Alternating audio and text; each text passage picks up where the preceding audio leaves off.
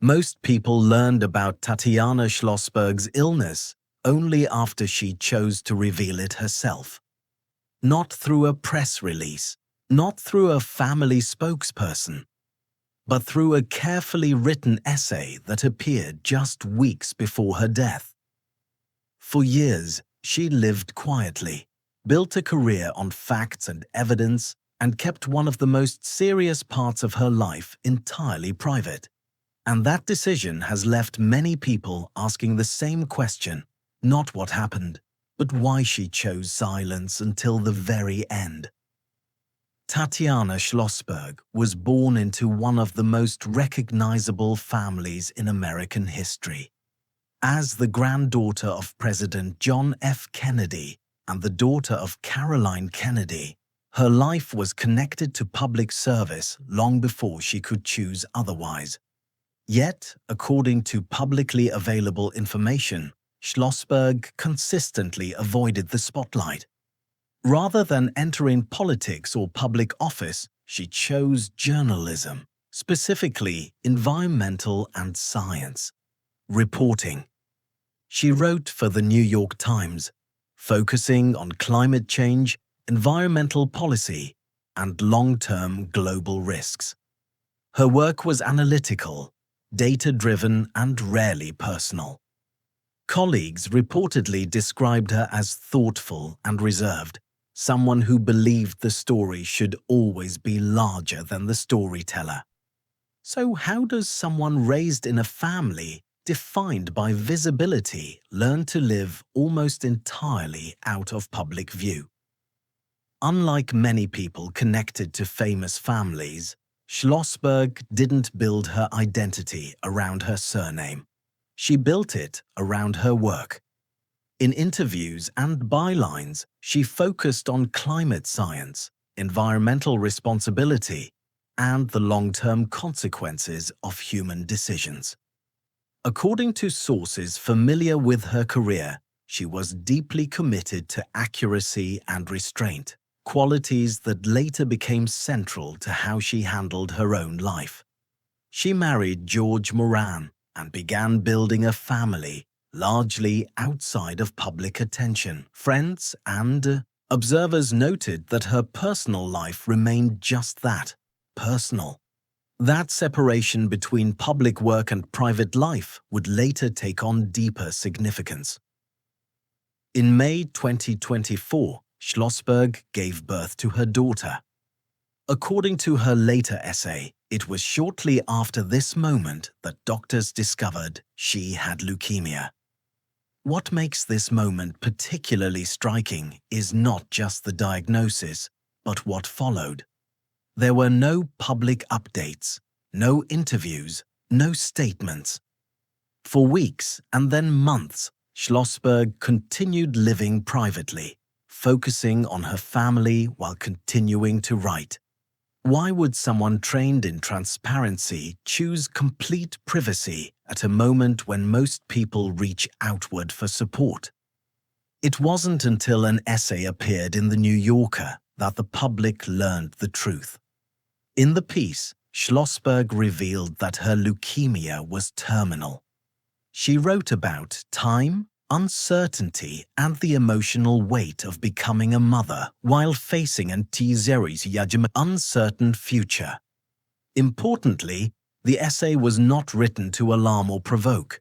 It was calm, reflective, and restrained, much like her reporting.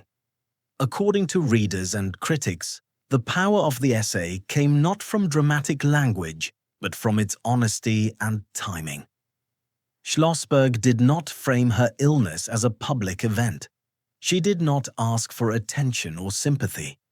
Instead, she shared only what she felt was necessary, and no more.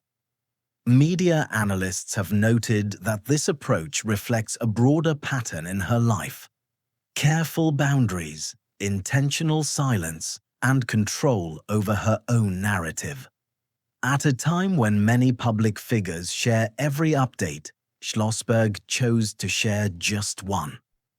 On Tuesday, her family announced that Tatiana Schlossberg had died at the age of 35. In a statement shared by the John F. Kennedy Presidential Library and Museum, the family described her as deeply loved and said she would always remain in their hearts. The announcement was brief. There were no additional medical details beyond what Schlossberg herself had already shared. She is survived by her husband, George Moran, and their 2 children. Following the announcement, reactions across media and social platforms were notably restrained. Tributes focused on her writing, her commitment to environmental journalism, and the dignity with which she handled her final months. According to commentators, the absence of speculation or sensational coverage reflected the tone Schlossberg herself had set. She had controlled the narrative, even in death.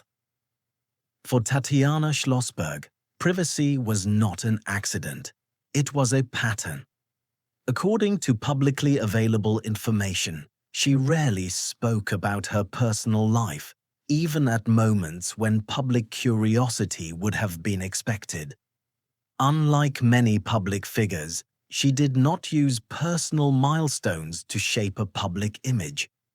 Media observers have noted that this approach likely came from growing up in a family where public attention was constant and often intrusive.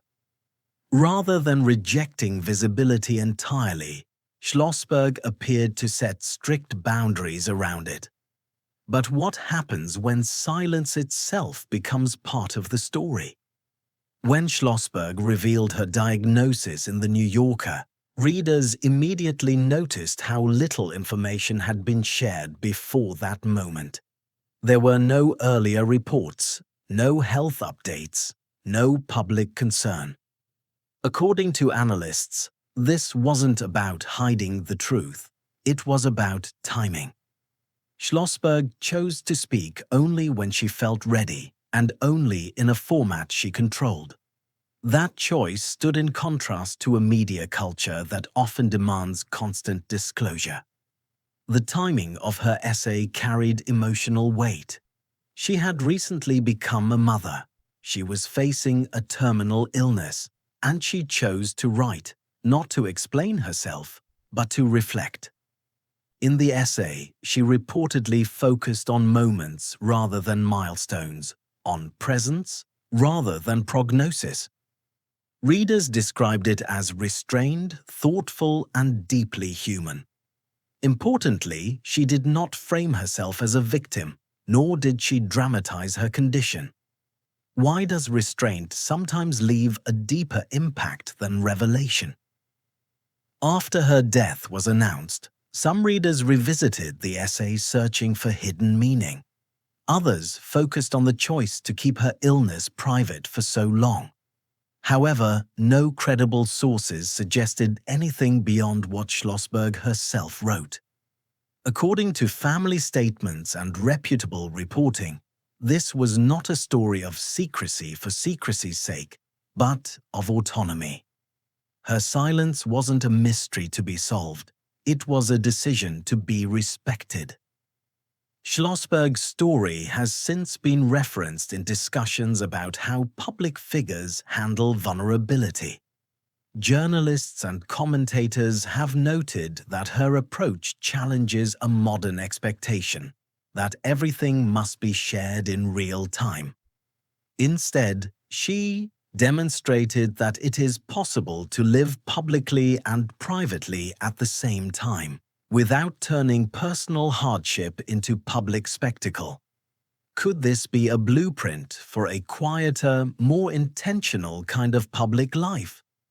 Schlossberg is survived by her husband, George Moran, and their 2 children. According to family statements, their focus remains on remembrance and continuity rather than public attention. Friends and colleagues have emphasized that she would likely want her work, not her illness, to define how she is remembered. Her writing on climate, responsibility, and long-term thinking now feels inseparable from the way she lived her own life.